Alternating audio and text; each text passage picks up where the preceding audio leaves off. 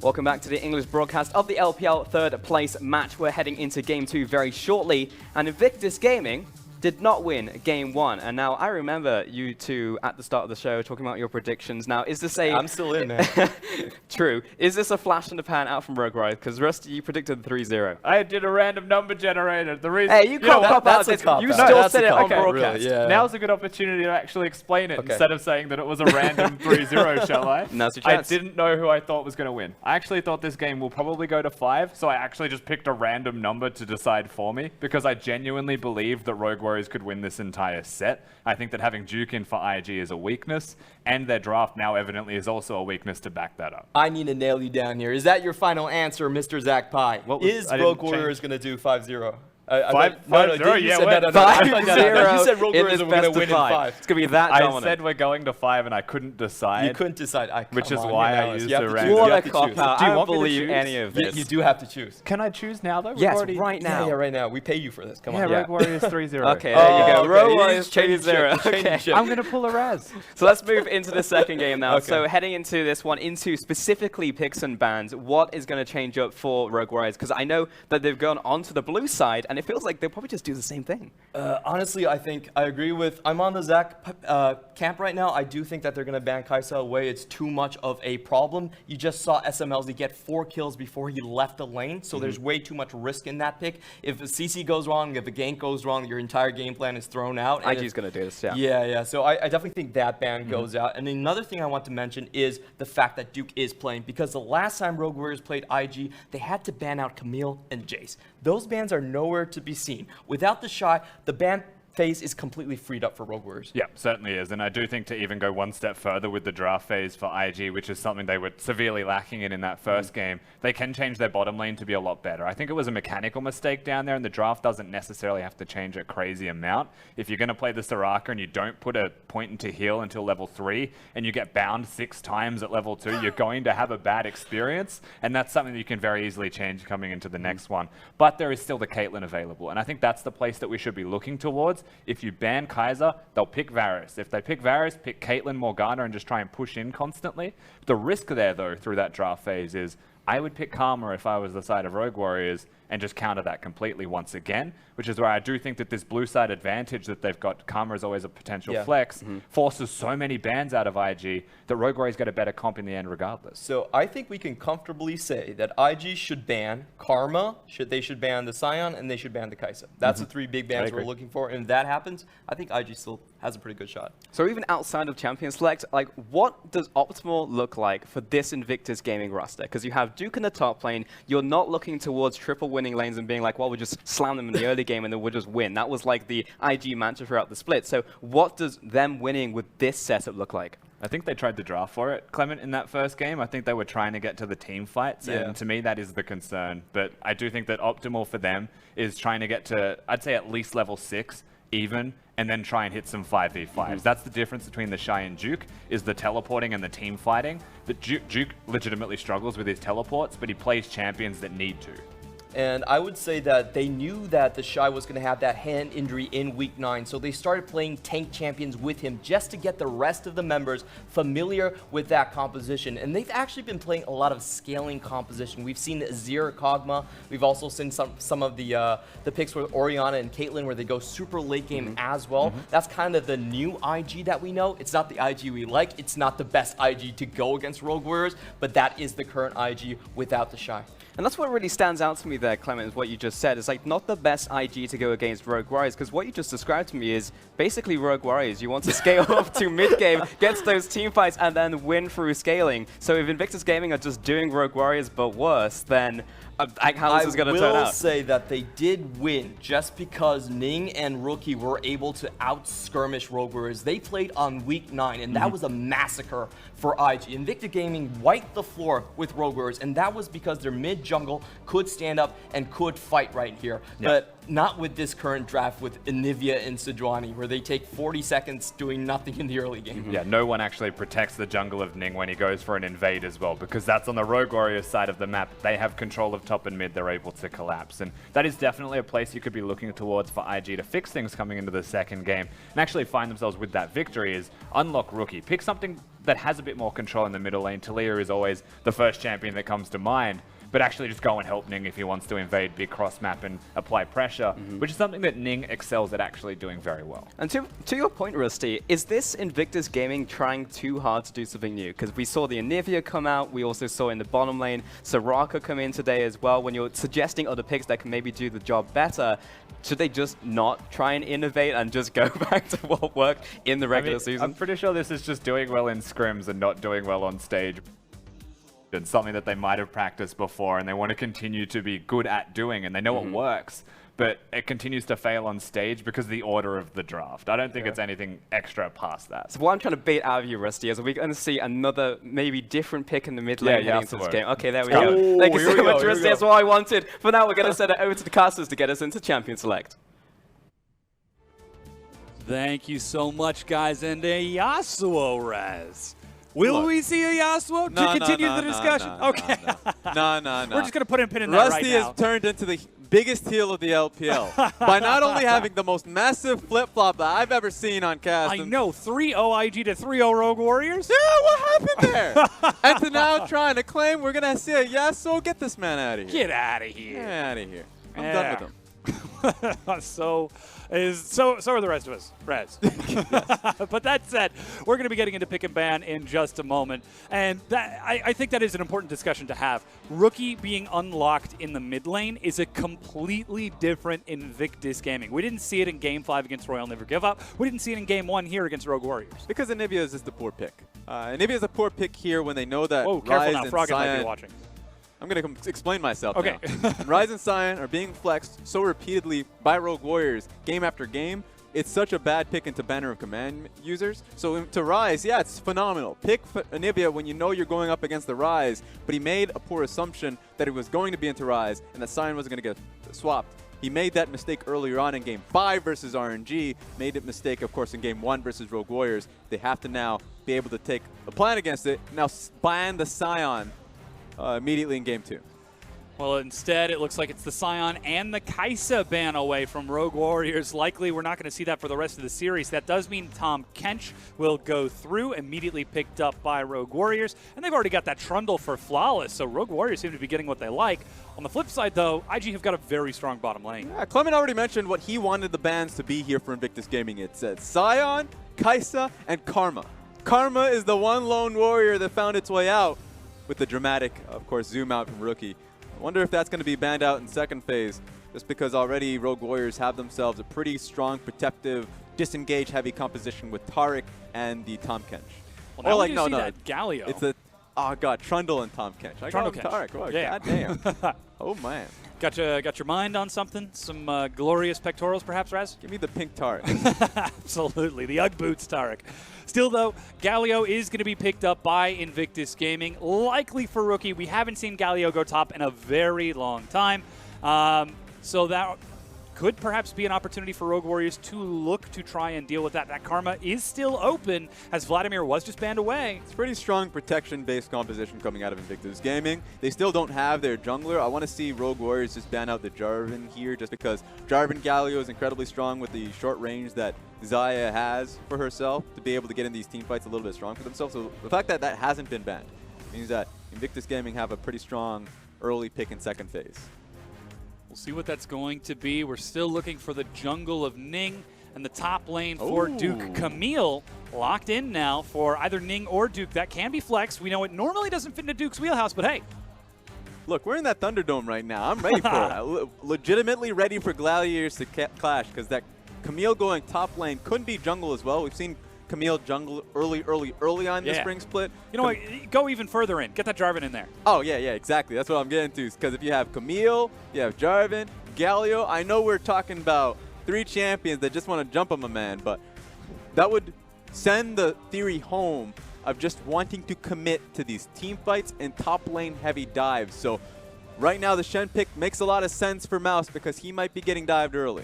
Oh, there we have got it. the Rhys lock in, and Gangplank will be going towards Duke on that top half of the map. So, hey, if not the Jarvan, then you might as well just throw some cannonballs at the Camille Gallio combo. Yeah, that just means that that's going to be a Camille coming into the jungle. So Camille jungle, we haven't seen that in so long. That was the MLXG special early on in the split that he found himself a lot of favors with. The focus of Camille jungle is, of course, the skirmish-heavy aspect of it. So a lot of it is invade, check up on the jungler, see if you can steal an early camp. It's a little cheesy in a sense. You have pretty strong gank potential with your hook shot. Problem is you're going up against a Trundle. Yeah. Press the attack Trundle, incredibly strong in skirmishes. I would favor Trundle in a lot of instances. In this case as well, just because he has mid lane pushing for himself. So 2v2 looks very strong for the Rogue Warriors. We'll see how this is going to work for them. It was that Trundle for Flawless against Edward Gaming that unlocked his team and started to get themselves back into this series. They're allowed to pick it up in game number 2, but this time they're the ones with the momentum. They're not trying to reclaim anything. They're trying to maintain tempo with what could be an even stronger composition. Doinby returning to that super carry Doinby with Rhys. You could see the fans holding up the signs from the crowd. Oh, you want to see some Invictus super Gaming, carry? they're giving up a lot here to try and get this Zyrakan protection composition. Will it pay off? Will they be able to keep their composure against the super carry of Rogue Warriors? Yeah, and that pressure means so much because we wanted to see this composition coming out of Rogue Warriors. We wanted to see the Varus pick specifically for SMLC, so he has early lane focus. He gets it here today. And now as we prepare to load onto the Rift for this Game 2, Invictus Gaming, in an almost unprecedented upset after their loss against RNG, now find themselves down 1 game against the Rogue Warriors in Chongqing in the Snake Pit. Fighting for fighting for 3rd place, fighting for circuit points, but more importantly than that, Raz, they are fighting for pride in this matchup. Will they be able to show that they've still got what it takes as we load onto the Rift?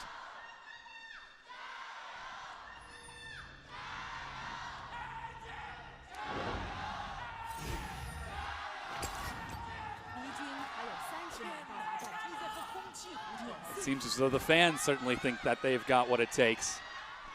Cheering non-stop after the initial chance.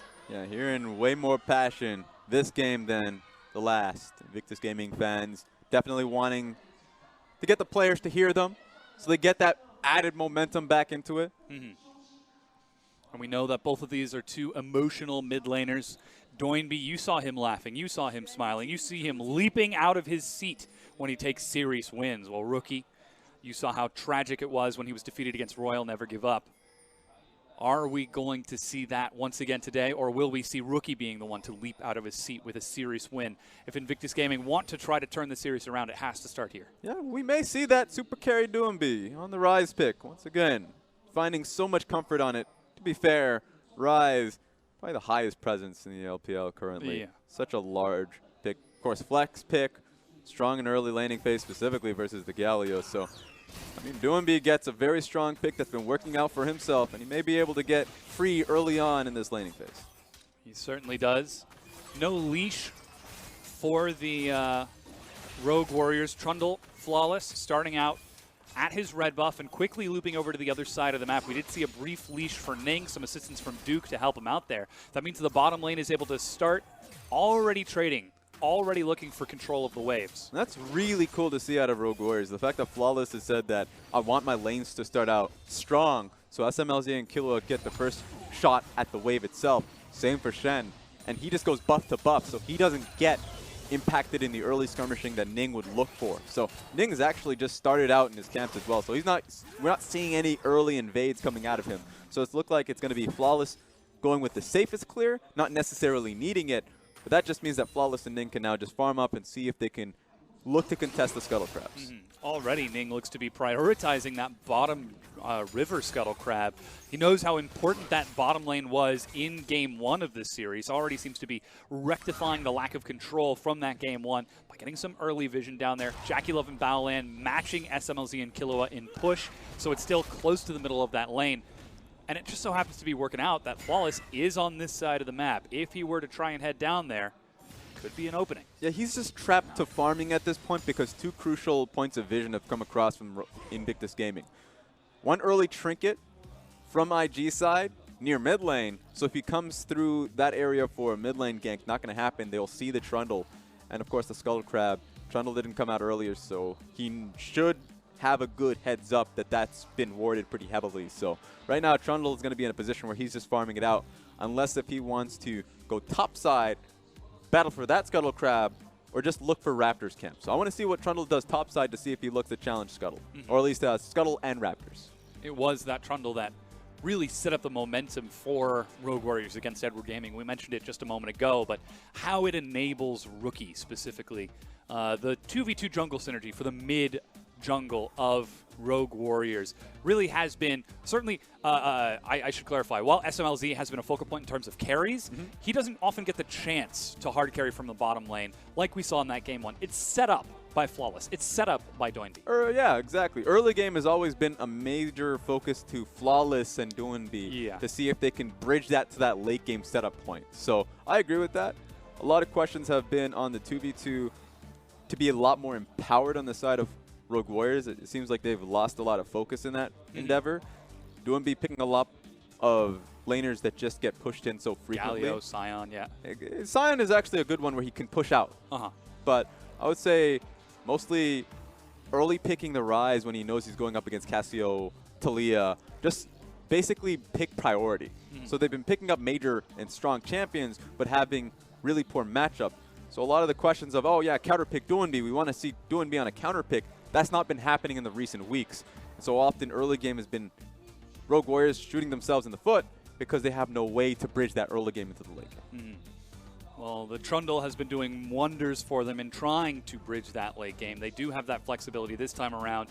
And even more scary, looking at the holistic composition from Rogue Warriors, they have a lot of movement across the entire map. Shen stand united. You've got Trundle who can set up the Abyssal Voyage on Tahm Kench to help shepherd that Varus across the map. And then, of course, the Realm Warp for Doinby. If they find themselves with an advantage, it's going to be real easy for them to hunt down picks. Oh, 100%. And that's just the Rogue Warriors style, is to hunt for picks when they get early game advantages. If they get early game advantages. If they find themselves with that lead, Tahm Kench is going to be looking mid to see if they can get Rookie.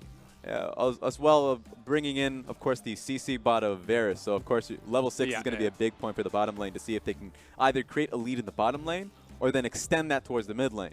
So it's going to be on Invictus Gaming to not fall short early, because if that does happen, then we're going to see another snowball. And this is where we look at Duke joining the lineup for Invictus Gaming. With the Shy, the style was very simple for Invictus Gaming. Pick 3 winning lanes, win those lanes, and then win the game. With Duke, he does have a bit of a tendency to play those top laners. This time we're seeing him on Gangplank. He did take Kleptomancy, so he could be looking for a carry performance, but we'll have to keep an eye on his progress. For Duke, yeah, a lot of it is on the preferred champion picks being a lot more tank basic, like going towards Ornn. There was one Maokai game involved in there. A lot of Duke is just picking for team fights. Yeah. So you're right in that instance that they just don't have an extra carry option. Now, picking 3 carry lanes, that's something where you're like, all right, there's a drafting issue in the enemy team, but it's when Invictus Gaming get challenged on certain lane matchups that Invictus Gaming can just toss the ball to top lane. Say, okay, you know what? We won't have a carry mid laner, and we'll eat bottom lane. A lot of it is then shipped towards top lane where the Shy could come out massively. Yeah, it's the Shy, it's Rookie, it's Jackie Love. There's a lot that can go right for this team. We do have a quick update for you, though. Apologies for the technical difficulties. We do have a peripheral issue with Killua, the support of Rogue Warriors, on that Tahm Kench.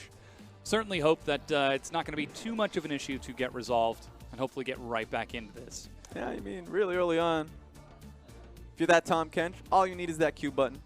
Walk up, Q. Just kind of, yeah, lick him. Oh, no, I take the Devour. Level 1. Yeah, 80 carry goes to... Devour's. sorry, I apologize. At my ELO, my 80 carry walks up and takes a bad trade. With Tahm Kench, I don't let him take the trade. Devour's pretty good. Devour's actually really good level 1, just so you can get early push if you are in a tank matchup. So you got that going for you. Also, you can walk up, get a couple licks across, and so you have, that's your major trading tool as your W. So I agree with you. You're trying to say that's in your ELO. No. I just saying. But in the laning phase past level 1, you know, not a lot of mechanics coming across from Tahm Kench, so I will just press fix my it E enough. button when health goes low.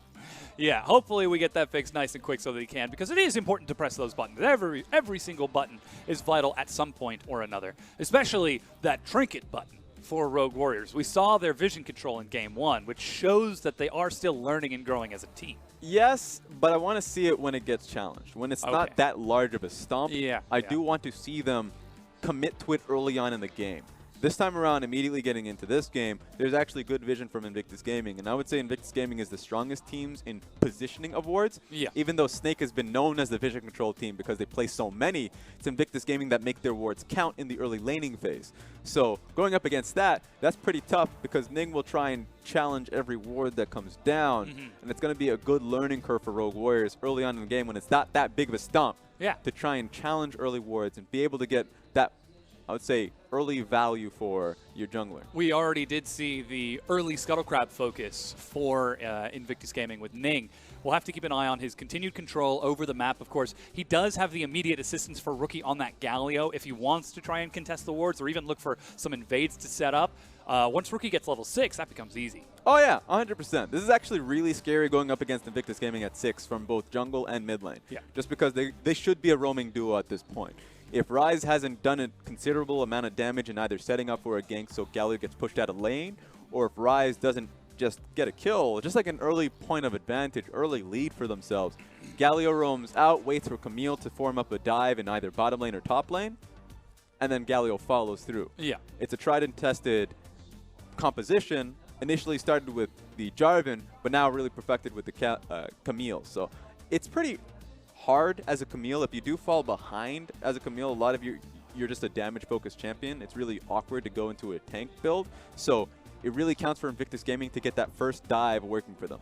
And it's so interesting that you say it with that manner, the Camille-Gallio combination, because remember when Rookie first started playing with Duke on Invictus Gaming, when Duke first joined the team, that was the core of their strategy. It was Rookie roaming top with his Korean Bash brother. Whoa, there's a gank bottom. Holy cow, we'll pick up that point in a moment. Flawless has to path around his own pillar as he takes a very poor trade against Jackie Love and Balan. Speaking of Bash brother, I love the idea, just the imagery that Trundle was just looking them in the eyes during the entire pause period. It's like, when we unpause, I'm running at you. It happened, he almost died for it, but the intent was there. Looks like he did, in fact, go for a gank bottom. Now he's finishing off those Krugs that he started a moment ago. But that does mean that Ning will look for Scuttle Crab. Exactly. I was a little bit surprised that he went for a bottom lane gank because it's actually incredibly difficult to get a gank across on the Xayah Rakan combo. But the problem was I wanted to see him go topside, challenge Raptors, get Scuttle Crab, but he just allowed Ning to get both Scuttle Crabs, get his own Raptor camp, and now just have pressure in essentially the entire map. There's that ward on the Grump of Flawless, so we'll see if that's where he goes for. Already a ping onto it as recall is completed from both of those junglers. And just from the first back of those junglers alone, you can see what they want to do.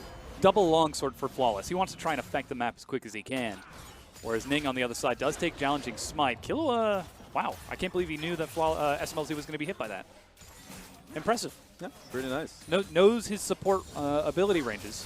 That being said, they do want to search for an early base. Balan doesn't have that much mana. And at this point, even though you'd say that the early flash that they were able to take on a Balan should be impactful, might even work for another gank, but it's so safe for Rakan. Of course, if he was Xayah, you have the extra range with your E, so he should be fairly comfortable as long as he has the mana to utilize his E and just run back towards that Xayah with the flash as well. You've got both the the grand entrance and the battle dance in order to escape from targets. And of course, the quickness can be used to turn around and run away. That's true.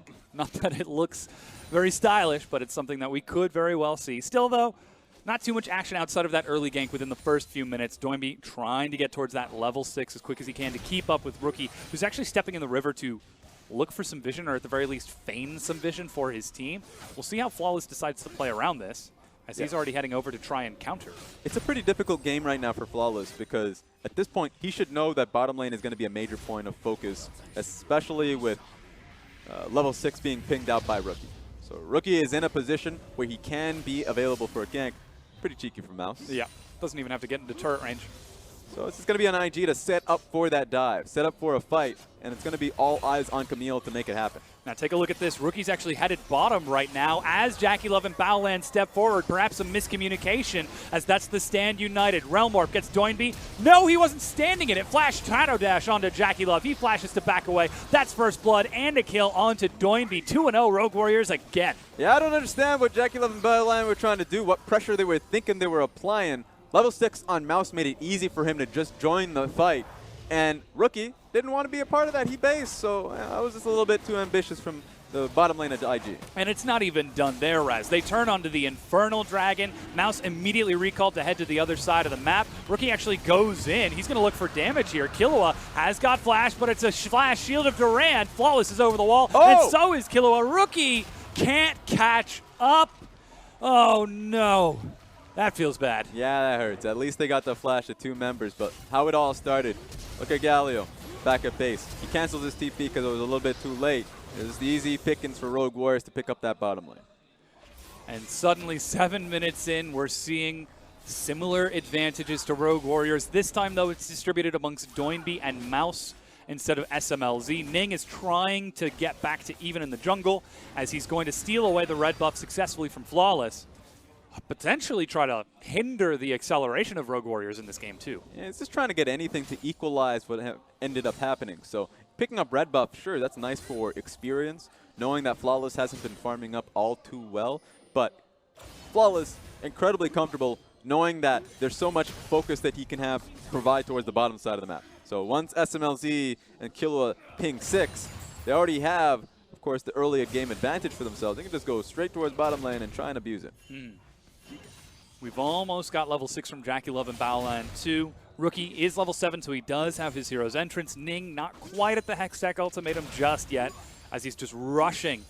And already the wards have been set up on this bottom half of the map. Mouse doesn't have Stand United, doesn't have Teleport. We'll see if Rogue Warriors can see this coming, though, as double blue picked up by our mid laners. And here's the thing, if you're Invictus Gaming, at least one thing you should be comfortable with is the fact that even though the first gank worked out, it's actually going to be difficult to make it happen again unless if they get caught with the pants down. So Rookie still has his ultimate. That's still there. Even though they don't have the TP from Duke, Duke will have his ultimate pretty soon. So there's still a counter strategy. And the flash, Doinby trying to get out. He's able to escape the hero's entrance, but he's not able to escape for long. Abyssal Voyage will get Killua and SMLZ in there. That's the Pillar of Filth onto Rookie. He's pathed. He can't walk through it, but Camille can. Remember, he has no flash and he has no way out. It's a 1-for-1 trade. Good immediate reaction from Killua to head straight mid lane and at least look for a trade. The combination we were seeing from Camille and Gallio, it was there, but the problem was that it wasn't immediate from Ning. So when Ning utilized his ultimate, it wasn't immediately followed up by Gallio. It was used by Gallio in the previous statement. I know we'll look back at the replay of that, but you'll see it gave Rhys an opening to walk out of the knockup. So he was able to evade the knockup, made it a lot more difficult for Gallio to extend out and get the kill, and because of that, gave a window for RW to get a punish. And still Rogue Warriors are trying to accelerate their advantage. That said, though, it is only 200, 300 gold difference between these teams as the waves continue to crash in. Flawless actually spotted on the bottom half of the map. Might think that he's pretty sneaky right now, but he has been spotted. But look at that. Doinby's actually roaming before Rookie again. Yeah, even though the wards are there, even though they see Rogue Warriors, what's difficult is that Invictus Gaming have to concede so much. SMLZ has his ultimate available, and Tom Kent will follow it up with his exhaust and further up CC. So JackeyLove and Balan still have to pay immense amount of respect to the pressure the Rogue Warriors are applying. And that pressure from Doinby and Flawless has given a lot of wards on that bottom half of the map for Rogue Warriors. That means SMLZ and Killua can start to step forward and push and harass in this lane. Still 8.6, so we don't have the new W on Varus. And Ning is actually hanging out down here. This is only for a counter gank because he can't believe that this dive or this gank will work. It's incredibly difficult knowing that SMLZ has flash. Teleport coming in from Rookie behind them. That's the cannon barrage. Killua forced to walk through it, but look at this. Everybody's showing up to kill the members of Rogue Warriors. That's one. Killua is about to make 2 as they pass it over. Ning gets a kill, and Rookie gets the other. All right, I didn't believe it'll happen. Mouse ended up using his ultimate a little later on I don't know if he had available to himself, but ultimately that was Rogue Warriors real slow to the push. So Invictus Gaming get a lot for them, and they might be able to get a tower here. Yeah, Ning is still hanging out down here. Flawless. You got to be careful there, bud. That's the subjugate onto Balan. Pillar of Filth, but the ultimatum. It's firing onto Balan. He goes low, but heal keeps him topped up. Now Doinby is going to try to make something happen as Mouse teleporting in. Hero's entrance, but Doinby has found his first kill. Teleports a match from Duke. It's 2 versus 4. Make that 3 as Kilowatt joins in. But still, Doinby doing some good damage on this rise. They're trying to chase up. Ning over the wall, has been spotted. He goes in. He's found Doinby, snared. Mouse in the front, tanking as much as he can, but Kilowatt pulls him away. He gets out of the shield of the Durand, and still Duke will go down. Smlc joins the fight. Jackie Love sacrifices himself. Ning able to get 1 kill in answer, but it is chaos, Raz. Rogue Warriors were just stalling for Smlc to come back, while Invictus Gaming were stalling for Rogue Warriors to kind of walk into the Camille trap. Yeah. Now, here's the thing. Both worked out, but it was Rogue Warriors that got the immediate advantage and got the kill across. So now Smlc has this massive wave crashing in with the cannon minion. It's going to suck for Jackie Love. He loses a lot of experience for it. And already a CS advantage for Smlc. That very well could be the Gwinsu's finish as he makes his way. Yeah, the kills and the assists were enough. Big power spike now for Rogue Warriors after the end of that fight. And look at that. Doinby's even able to get this whole minion wave. Oh, but for 1 at the last. Look at his face, too. He knows. Oh, damn. But still, it's 12 minutes in. It did end up being a 4-for-4 trade overall, and it all starts with a dive onto Flawless. So 2 things immediately. Mouse, late ulti. Didn't work out in the previous fight. Late TP.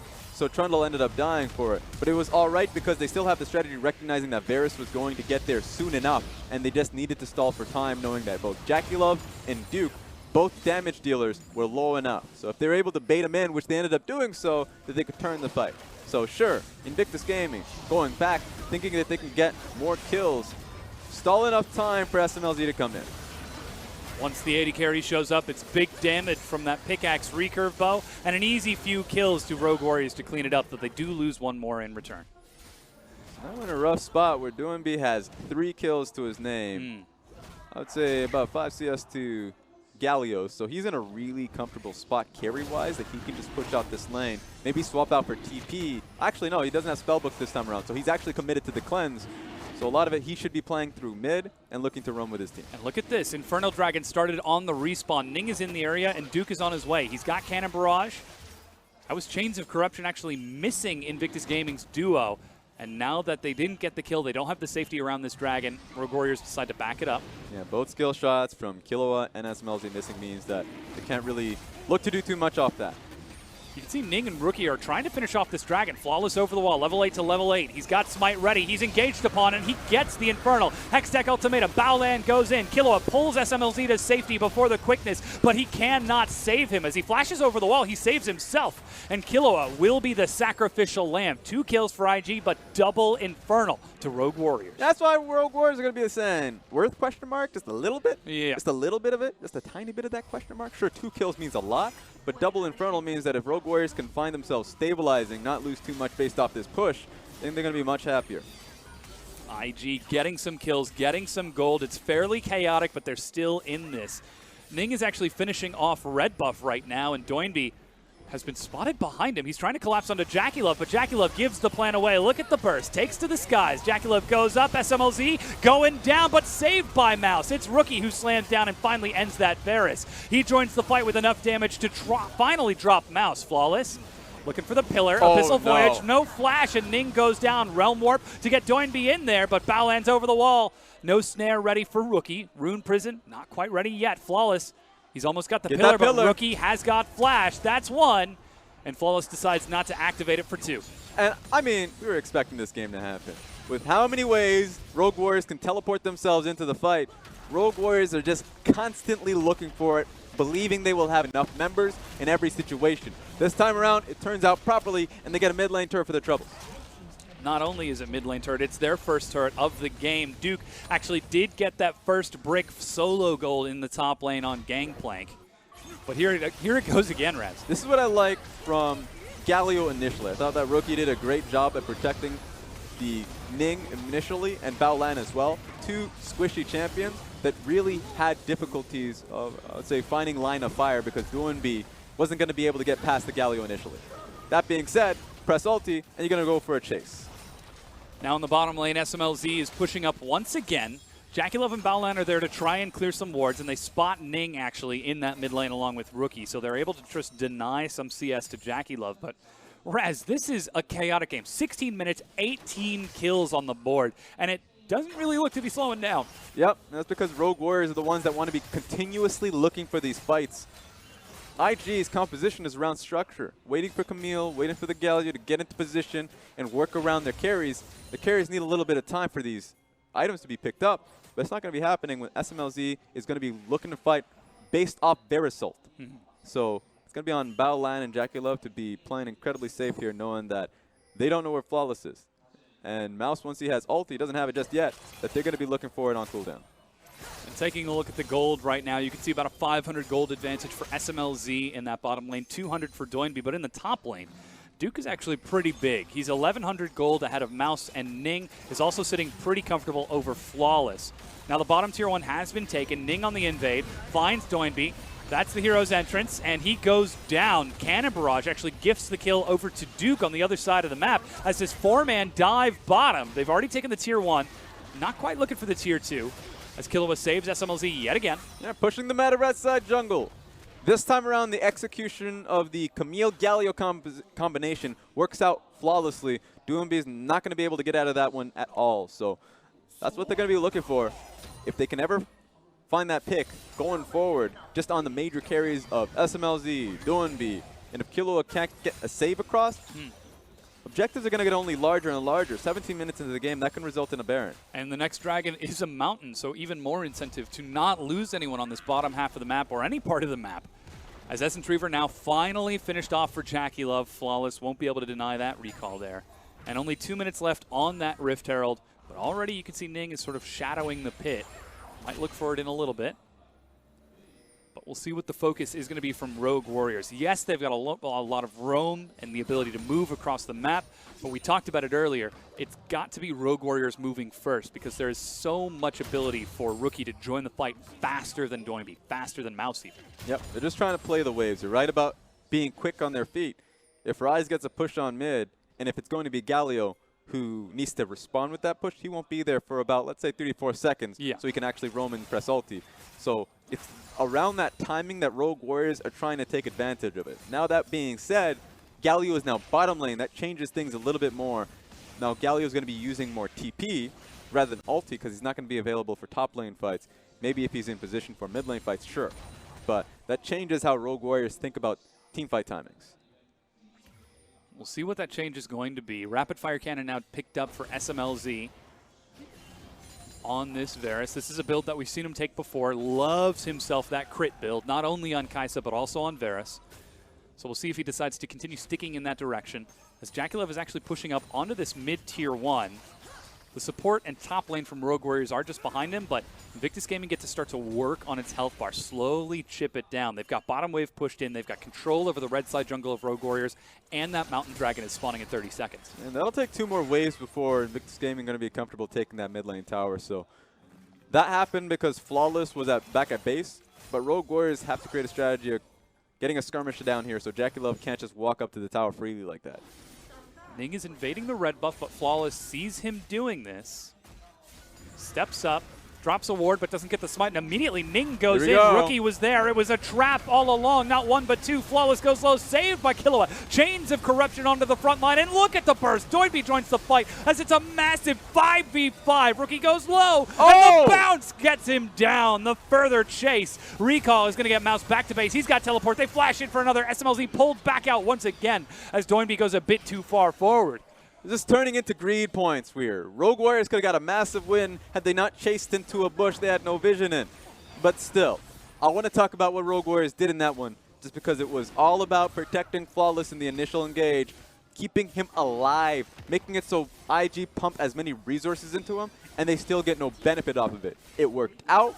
Rogue Warriors come out with a counter strategy, and it worked out initially before they tried to run down the red side jungle, and they met a gangplank. Some excellent mathematics from Ning, some quick maths to know just what he needs to finish off that dragon from the burn of red buff as he's continuing to press the map with his advantage. Though it was 2 for 2 in kills, mid-tier 1 goes down. Dragon now picked up by Invictus Gaming. Though you might look at that and think, okay, that's even in gold in terms of kills.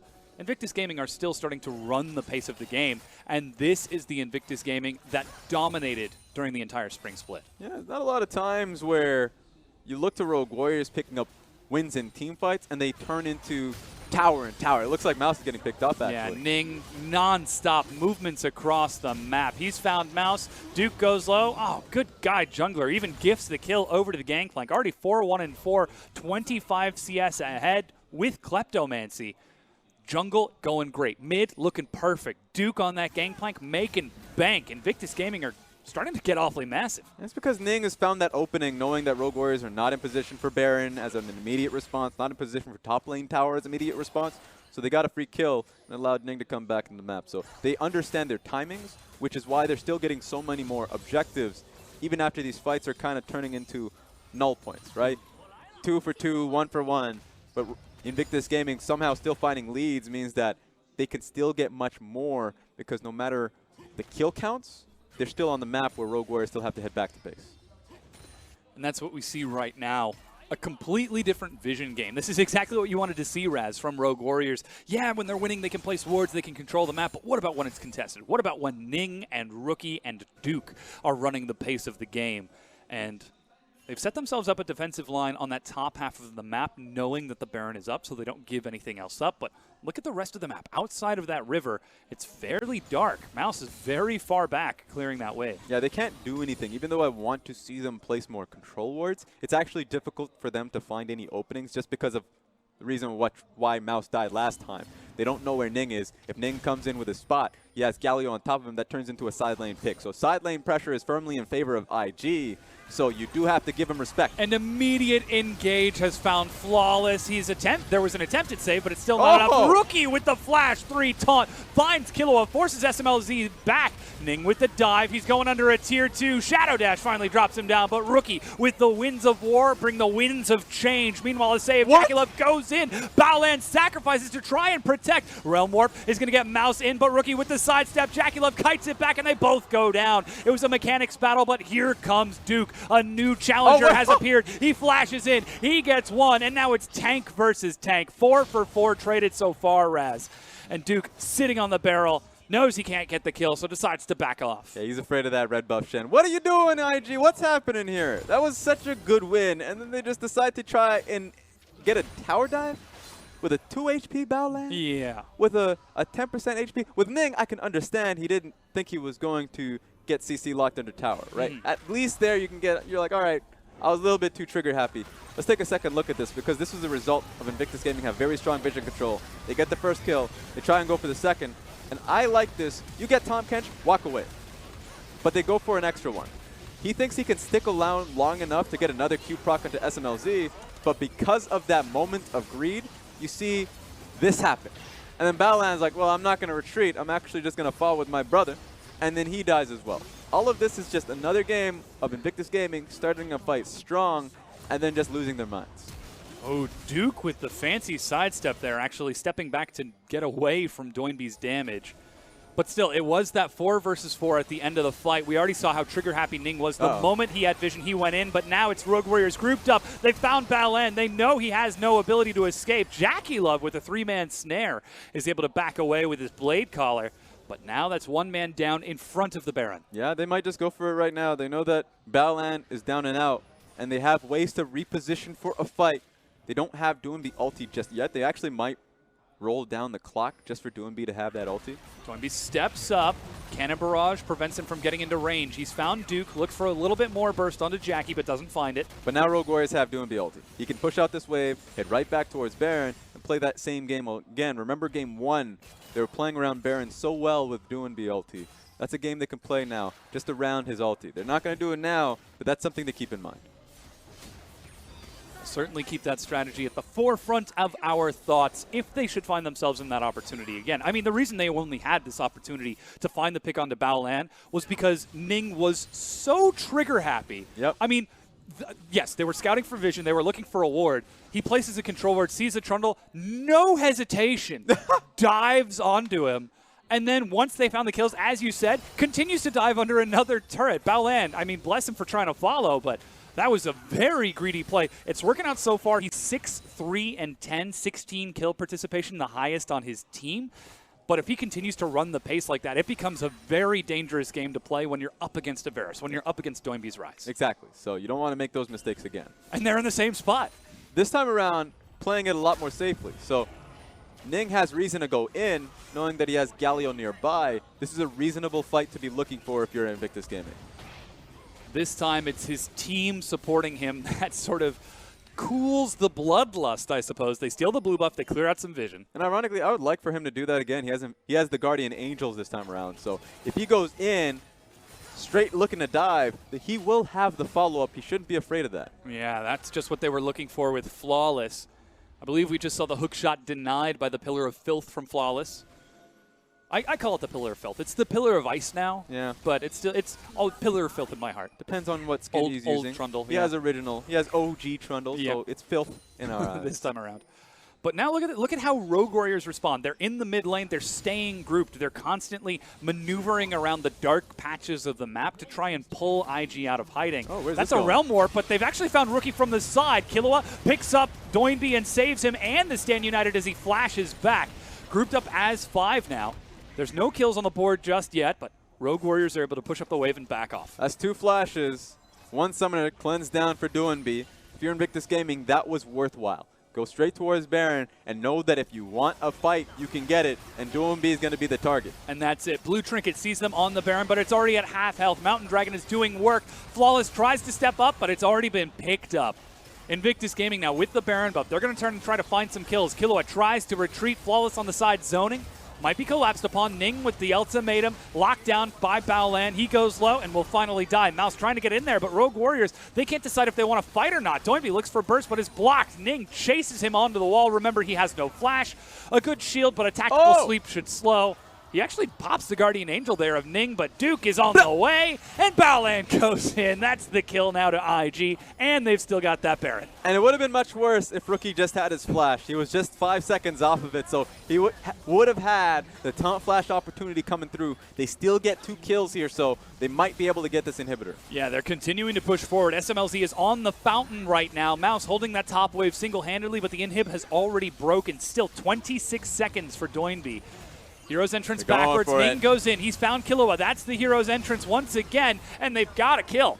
You know who else is kind of left in the dirt? Mouse is behind enemy lines at the moment. He absolutely is. Ning continues to chase. Rogue Warriors are just falling apart here, trying to walk back to base, but doesn't get an opportunity. 2 Inhibs down and a plethora of kills to IG. Yeah, I was a little worried there because any more kills that would go across could have been Invictus Gaming just standing their ground for the ending the game even. Exactly. So thankfully, it was Ning that was really down in HP, so they didn't want to go for it. Would have been a little bit too risky. So they got a lot for it. Now focus is going to be on bottom lane. Rogue Warriors have one more chance to save themselves this game. We're starting to see some big damage as Infinity Edge has been completed for SMLZ. Still looking for perhaps a Void Staff from Doinby. He's sitting on 2 damage items and that Righteous Glory to try and reposition in team fights. But Invictus Gaming, they're looking massive. 4 items on the Xayah plus an Elixir of Wrath. 3 items, and one of those is a Rabadon's on Rookie. This fight is going to be absolutely huge. And don't even get me started on the Gangplank's items. Oh, yeah. Just don't ignore the gold down there. Yeah, I don't want to see it. 4,000 is that? No, don't worry about it. You can say it, but I ain't looking. Yeah. So why this matters is Doinby, or at least Rogue Warriors had such a massive lead early on like this. The kills that were coming through, they felt pretty confident. Doinby had 3 kills for himself, so he went towards the Righteous Glory, the tank item, because he thought that they were going to be able to convert that mid-game. Now that he's gone towards the item and they're behind, he's going to be lacking in so much damage. His spike is so far behind, and the tankiness doesn't mean too much because Invictus Gaming are going to be able to burn it. So this is one of those games where he's like, all right, I mean, I'm not going to blame the item, but it's not going to be helping me any further on. That's the Righteous Glory. He gets some burst onto Balan, but Flawless dies in the meanwhile. SMLZ walks away from Doinby as he enters the fight. Shadow Dash, but they're diving the turret now. They're going to end the game right here. Doinby goes low and dies. Once again, Mouse behind enemy lines as Duke has found SMLZ and puts him right in the bin. Another kill to Invictus Gaming as they are set to close out game number 2. Yeah, I mean, this game's going pretty quickly, so I can understand what you're trying to say. But Duke showcasing that he is not just a tank player. Put him on the GP, and he's going to be coming in hot. And 31 minutes in, Invictus Gaming tie up the series, 27 kills to 16. And we're now down to a best of 3. That was nice. A nice comeback from Invictus Gaming, and the best thing about it is that they adapted so well to the hectic style Rogue Warriors were throwing their way. Rogue Warriors had such a strong lead for themselves around Doinby. They knew that Rogue Warriors were going to try and consistently skirmish, try and force mistakes, but the mistakes came on Rogue Warriors' side, so Invictus Gaming were able to get the gold lead back in their favor. Massive performance out of Invictus Gaming with those very aggressive fights, able to turn things around. Look at Jackie Love's damage over the course of that game. And of course, Gallio for rookie, Ning on the Camille doing work all across the map. Yep, you have Camille ulti coming through, GP ulti flying at you, and Gallio pressing taunt. Of course, he has the space to walk up and deal this much damage. So really well done from Jackie Love. All right, now for more, let's throw it over to the analysts to break down that game 2.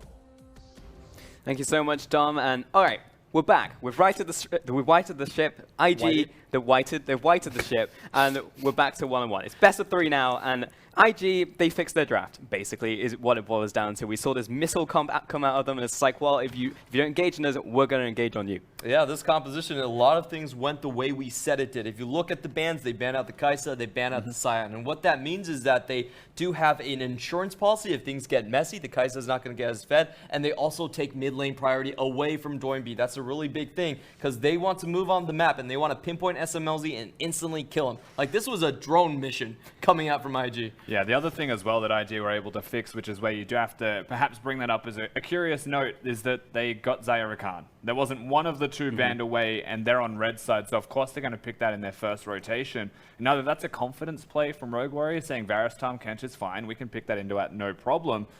But still, you'd rather have the Caitlyn Morgana type of thing as your organic counter to it. So it does feel like they've weaved themselves a draft they wanted and didn't want at the same time, and almost had to compromise the solution when the bans could very easily just be changed to, you know, getting rid of the Ornn. I don't think it's that important to remove from Duke in the top lane and just ban Rakan, in my opinion anyway, and not be too worried about the Xayah.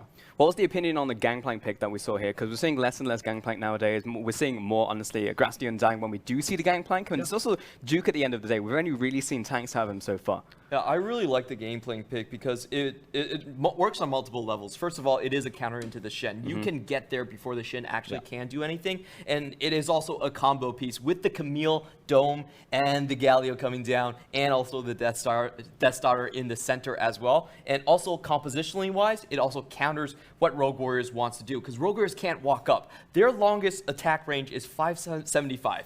That's not very far, so you can use the barrels to zone out a lot of the damage that comes back in when your first drone strike doesn't work. I'm really happy with the Gangplank pick as well, not just for the composition, but because they gave Duke a carry champion, which is something that, like, again, IG's recipe for success is very simple. We all know what it is. It's a carry in every single lane, or at least the ability to flex a carry to every lane. And only rarely would the Shy pick something like Ornn up when the comp required it, or they were experimenting, right? So this is almost back to what IG are very good at doing, and that's playing with carries in every single position. And you could see almost a little bit more comfort there. There was a couple of moments where, like, communication's definitely still a problem. It has not been fixed by either team, honestly, through that game. It was messy, but I really like the Gangplank being picked up as a confidence pick from IG. And that's it, really. You hit the nail on the head there, Rusty. It was not clean. It was them going back to kind of what worked for them, but with the Shy in the top lane. But as we take a look at some of these replays, absolutely not clean at all. And it started from the early game as well, when it actually looked like, are we just going to have the exact same game, a carbon copy of game 1? Yeah, and speaking about not clean, Doinby can't even get fully into the Rhys ultimate, just the booty hanging out there, so he's not going to get in. But it doesn't matter, because again, Rogue Warriors are still making the plays early. They're starting off with these super clean moments and actually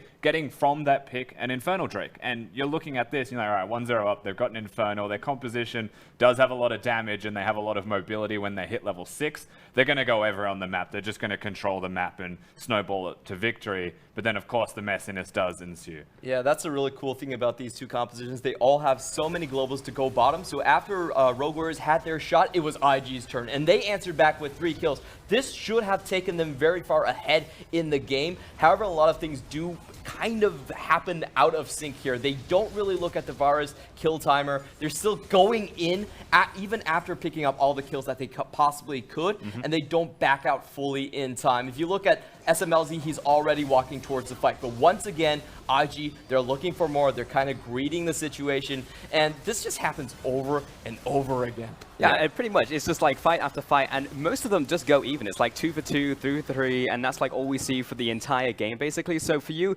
guys, what was the moment in the game that you really felt like, okay, this is IG's victory? Was it 5 seconds before the Nexus fell, or was there a clear moment in the game where you're like, okay, now they're going to close it out? I mean, there was like, I don't know, attempt number 8 at getting a gank off where it was successful. I believe it was at the red buff when things went more comprehensively in their favor. And I think the biggest determining factor as to why it started to shift is the active involvement of Duke in the following fights. You could tell that he'd snowballed, jungle was ahead, and then you see the last remaining member really come in and contribute himself fully to the team fight, and it looks like perhaps this is the final thing that IG needed to genuinely be more successful, and you'll see the kegs coming out from him just here.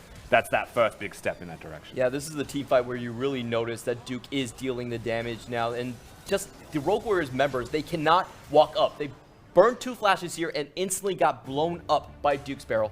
And we see Ning getting an MVP here as well on that Camille pick. Really likes it in the jungle. Of course, you're not seeing the split pushing coming out of him, but did set up his team for success with that Gallio coming in. I really think that Ning benefited from this messy game because he is a warrior Triforce jungler, and if Rogue Warriors could have tightened up their play a little bit, not give so many kills, this champion is actually quite useless. He didn't have a very good early game, but he grew out of the ashes of the messiness. Yeah, I will say that there is, whilst it was a messy game, there is cleanliness in the composition from IG that actually helps them get across the line ultimately. Having a Huambo, very simple to execute, makes a lot of sense, and that is the enabling factor once again in a game that is so confusing, so up and down and back and forth. They have one simple strategy when it comes to team fighting, and that is just so easy to do. Yeah, important for Ning as well in the jungle, because in that game 1, it actually was very messy coming out of the jungle role, coming out of the support role, and really, you don't really see those mistakes come out of anyone really on IG. That's one of the reasons why they had one of the most dominant splits in LPL history aside from EDG in 2016. But we'll see if they can keep up that cleanliness as we head to a short break before we get into game number 3.